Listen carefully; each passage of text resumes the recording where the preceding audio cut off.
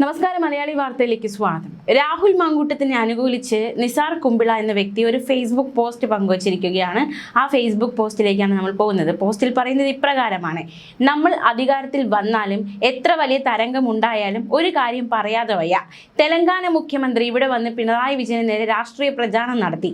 അയാളെ വ്യക്തിപരമായി അധിക്ഷേപിച്ച് CPM രംഗത്ത് വന്നപ്പോൾ സംഘടിതമായി തടുക്കാൻ ഇവിടെ ആരും ഉണ്ടായില്ല. ഇരുണ്ട കാലമെന്ന് വിശേഷിപ്പിച്ച് ഉമ്മൻചാണ്ടി സർക്കാരിനെ അപമാനിച്ചപ്പോൾ സംഘടിതമായി തടുക്കാനും തിരിച്ചടിക്കാനും ഇവിടെ ആരും ഉണ്ടായിരുന്നില്ല. പ്രതിപക്ഷം വയനാട്ടിലെ ഫണ്ട് തട്ടിച്ച് എന്ന് വ്യാജ സ്ക്രീൻഷോട്ട് ഉണ്ടാക്കി വ്യാജ ആരോപണം പ്രചരിപ്പിച്ചപ്പോൾ തടുക്കാൻ ഇവിടെ ഒരു സംവിധാനം ഉണ്ടായിരുന്നില്ല.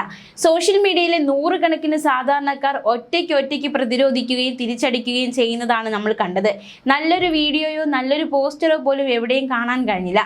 സോഷ്യൽ മീഡിയയിലെ പ്രവാസി കോൺഗ്രസുകാരും ലീഗുകാരും ഒറ്റയ്ക്ക് നിന്ന് പൊരുതിയപ്പോൾ അവരുടെ മുന്നിലേക്ക് പടനായകനായി വന്നത് പാർട്ടി പുറത്താക്കിയ രാഹുൽ മാങ്കൂട്ടത്തിലാണ്.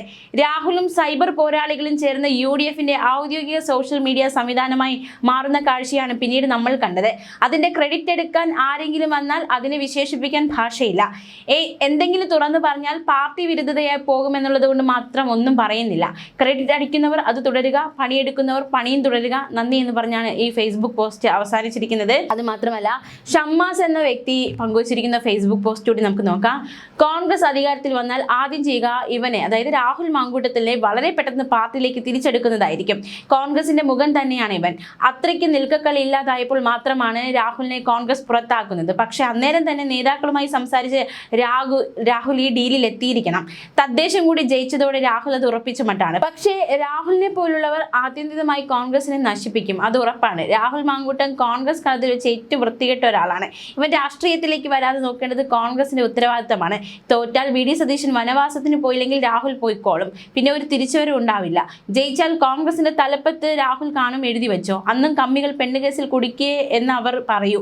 സാധാരണ അവിഹിത കേസ് അല്ല ഇവൻ്റേതെന്ന് ഓഡിയോ ക്ലിപ്പ് കേട്ടവർക്ക് അറിയാം. ഷാഫി യൂണിവേഴ്സിറ്റിയിലെ ഏറ്റവും തലതെറിച്ച് പ്രോഡക്റ്റ് ആണിതെന്ന്.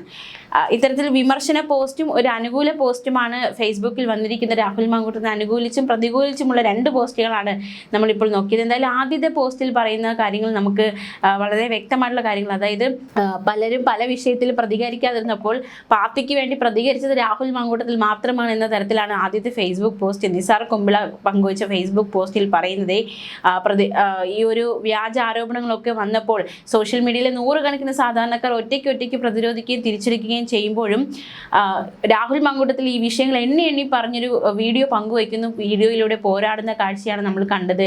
അതിൻ്റെ ക്രെഡിറ്റ് എടുക്കാൻ ആരും നോക്കേണ്ട എന്ന് തന്നെയാണ് ഈ നിസാർ കുമ്പിള വ്യക്തമാക്കുന്നത്. എന്തായാലും കഴിഞ്ഞ ദിവസങ്ങളിലൊക്കെ ഒരുപാട് വീഡിയോകളിലൂടെ രാഹുൽ മാങ്കൂട്ടത്തിൽ സർക്കാരിനെതിരെ ആഞ്ഞടിച്ചിരുന്നു. അത്തരത്തിലൊരു വീഡിയോയിലേക്കാണ് രാഹുലിൻ്റെ വാക്കുകളിലേക്കും ആ വിമർശന വാക്കുകളിലേക്കും നമ്മൾ ഒരിക്കൽ കൂടി പോവുകയാണ്. അതെ, ലീഗുകാരോടാണ്, കോൺഗ്രസ്സുകാരോടാണ്, മുഴുവൻ UDFന്റെ പ്രവർത്തകരോടുമാണ്. നിങ്ങളാണിത് പ്രധാനമായിട്ടും കാണേണ്ടത്.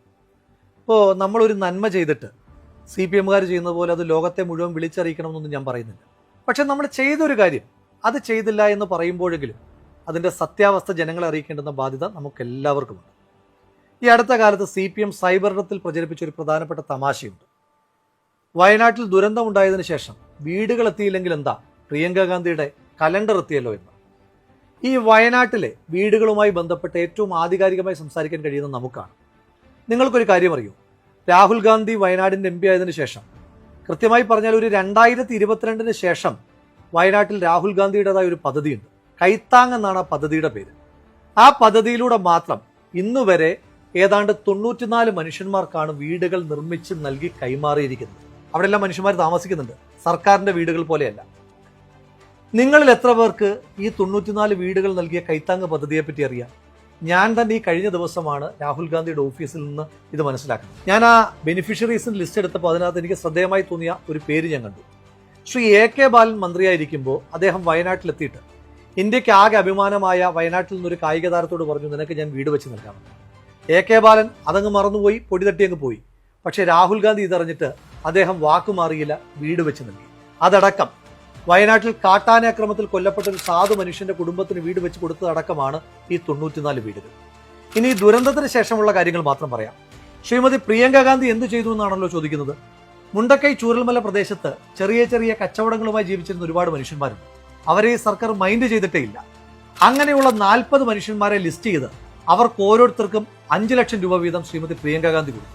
അങ്ങനെ നോക്കുമ്പോൾ ആകെ 2 കോടി രൂപയാണ് വയനാട്ടിൽ മുണ്ടക്കയിൽ ചെറിയ ചെറിയ കച്ചവട സ്ഥാപനങ്ങളുമായിരുന്ന മനുഷ്യന്മാർക്ക് ഇതിനോടകം ശ്രീമതി പ്രിയങ്ക ഗാന്ധി കൊടുത്തത്. ഇനി CPM-കാരോടാണ് ചോദിക്കുന്നത്, ഈ വീട് നിർമ്മിക്കാൻ കോൺഗ്രസിന്റെ ഈ പൈസ ഇല്ല എങ്കിൽ നിങ്ങൾ എങ്ങനെയാണ് 100 വീട് നിർമ്മിക്കുന്നത് ചോദിക്കുന്നുണ്ടല്ലോ. ആ CPM-കാരോട് പറയുന്നു, 94 വീട് നിർമ്മിക്കാൻ രാഹുൽ ഗാന്ധി ഒരു മനുഷ്യന്റെ കയ്യിൽ നിന്നെങ്കിലും 1 രൂപയെങ്കിലും പിരിച്ചിട്ടുണ്ട്. ഈ 2 കോടി രൂപ അവിടുത്തെ ചെറിയ കച്ചവടക്കാർക്ക് കൊടുക്കാൻ ശ്രീമതി പ്രിയങ്ക ഗാന്ധി 1 രൂപയെങ്കിലും പിരിച്ചിട്ടുണ്ടോ? ലീഗ് 50 വീടുകൾ നിർമ്മിച്ച് കൈമാറിയതിനെ പറ്റി നിങ്ങൾ എത്ര പേര് സംസാരിക്കുന്നുണ്ട്? ആ വീടുകളെന്ന് പറയുന്നത് സംസ്ഥാന സർക്കാർ നിർമ്മിച്ചു കൊടുത്തതുപോലെ ഇലക്ട്രിക് പണി, പ്ലംബിംഗ് പണിയൊക്കെ ബാക്കിയുള്ള വീടുകളല്ല, നിർമ്മാണം പൂർത്തീകരിച്ച ആളുകൾക്ക് കൈമാറി കഴിഞ്ഞു. നമ്മുടെ KPCC പ്രസിഡന്റ് കഴിഞ്ഞ ദിവസം കോൺഗ്രസിന്റെ കണക്ക് പുറത്തുവിട്ടതിന് ശേഷം ഹാലിളകിയ CPM-കാർ പ്രചരിപ്പിക്കുന്ന പുതിയൊരു ക്യാപ്സ്യൂളുണ്ട്. VS ജോയ് വെറും 3 പേരിൽ നിന്ന് പിരിച്ചത് 55 ലക്ഷം രൂപയാണ്. അങ്ങനെയാണെങ്കിൽ കേരളത്തിലെ കോൺഗ്രസ്സുകാരാകെ എത്ര രൂപ പിരിച്ചു കാണും? ആ ക്യാപ്സ്യൂൾ നിങ്ങൾക്കും ആപ്ലിക്കബിൾ ആണല്ലോ. അങ്ങനെയാണെങ്കിൽ ഞാൻ തിരിച്ചൊരു ചോദ്യം ചോദിക്കട്ടെ. നമ്മുടെ DYFI-ക്കാരുടെ 20 കോടിയെ പറ്റിയിട്ടാണ്. DYFI-യുടെ പയ്യന്നൂർ ബ്ലോക്ക് കമ്മിറ്റി പിരിച്ചത് 33,18,907. DYFI മാടായി ബ്ലോക്ക് കമ്മിറ്റി പിരിച്ചത് 28,525,000. തലശ്ശേരി ബ്ലോക്ക് കമ്മിറ്റി പിരിച്ചത് 46,18,568. DYFI ഒഞ്ചിയം ബ്ലോക്ക് കമ്മിറ്റി പിരിച്ചത് 20,02,265. DYFI-യുടെ തളിപ്പറമ്പ് ബ്ലോക്ക് കമ്മിറ്റി പിരിച്ചത് 23,50,000. DYFI നീലേശ്വരം ബ്ലോക്ക് കമ്മിറ്റി പിരിച്ചത് 30,300,000.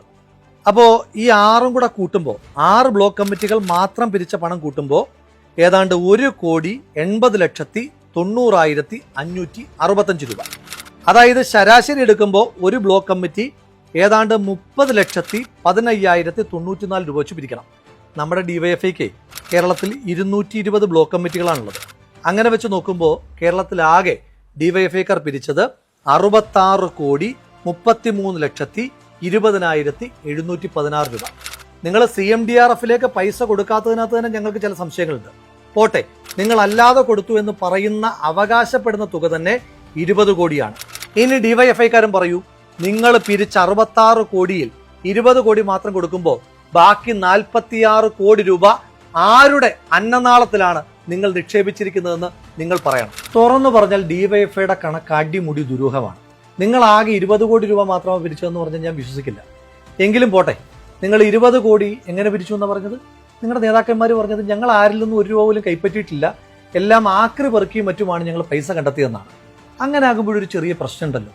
കേരളത്തിൽ പഴയ ഇരുമ്പിന് ആകെ 31 രൂപയെ കിട്ടും. പഴയ പത്രമാണെങ്കിൽ 21 രൂപ, പഴയ പ്ലാസ്റ്റിക് ആണെങ്കിൽ പിന്നെയും വില കുറവാണ്, ആകെ 12 രൂപയെ കിട്ടും.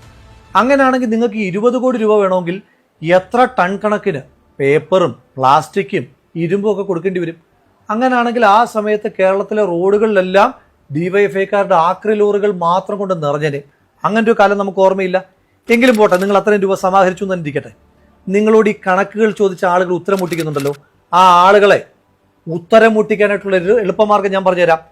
ഈ നിങ്ങൾ ആക്രി വിറ്റ പൈസയാണെന്നല്ലേ പറഞ്ഞത്? അങ്ങനെയാണെങ്കിൽ ഈ ആക്രിക്ക്, പ്രത്യേകിച്ച് ഇരുമ്പാണ് എങ്കിൽ GST ആയിട്ട് കടക്കാർ കൊടുക്കേണ്ടത് 18%. അങ്ങനെയാണെങ്കിൽ കേരളത്തിൽ ഈ 20 കോടി രൂപ ആക്രി വിൽക്കുമ്പോൾ ആക്രി കച്ചവടക്കാർ GST ആയി കൊടുക്കേണ്ടത് 3,60,00,000 രൂപയാണ്.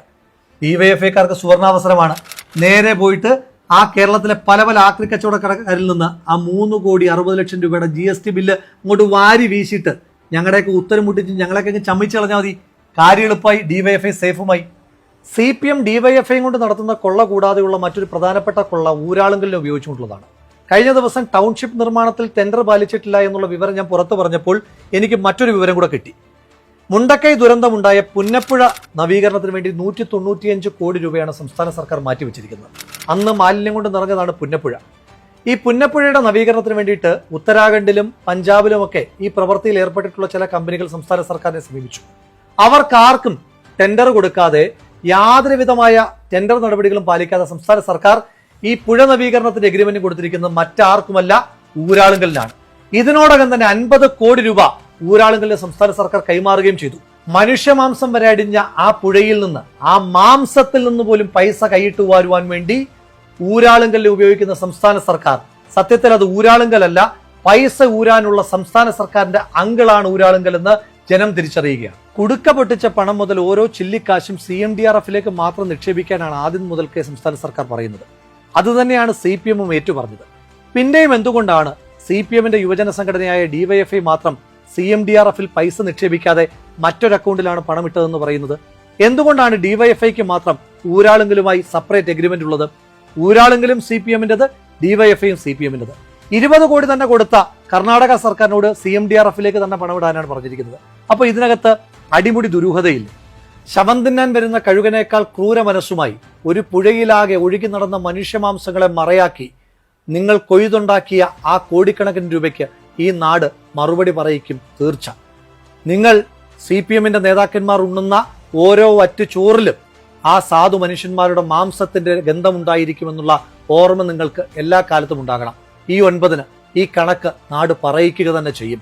ഒരു അപകടമുണ്ടാകുമ്പോൾ ആശുപത്രിയിൽ കൊണ്ടുപോകുന്നതിന് പകരം അവയവം അടിച്ചു മാറ്റാമെന്ന മാനസികാവസ്ഥയിൽ നിന്ന് CPMന്റെ നേതാക്കന്മാർ മാറേണ്ടുന്ന കാലം കഴിഞ്ഞിരിക്കുന്നു. പറക്കമുറ്റാത്ത പിഞ്ചു കുഞ്ഞുങ്ങളുടേതടക്കം എത്ര മൃതശരീരങ്ങളാണ് മാംസകഷ്ണങ്ങളായി ചാലിയാർ പുഴയിലൂടെ ഒഴുകി നടന്നത്. ആ മാംസകഷ്ണങ്ങൾക്കാണ് ശവംതീനികളായ CPMന്റെ നേതാക്കന്മാർ വില പറഞ്ഞിരിക്കുന്നത്. CPMന്റെ ശവംതീനികളായ നേതാക്കന്മാരോട് ഓർമ്മപ്പെടുത്തുന്നു, ചാലിയാർ പുഴയാണ് സത്യം. ആ പുഴയിലൂടെ ഒഴുകിയ മനുഷ്യരാണ് സത്യം. ഈ നാട് നിങ്ങൾക്ക് മാപ്പ് തരില്ല ഒരു കാലത്തും. ജനങ്ങൾ ജനവിധിയിലൂടെ അത് തെളിയിക്കുക തന്നെ ചെയ്യും.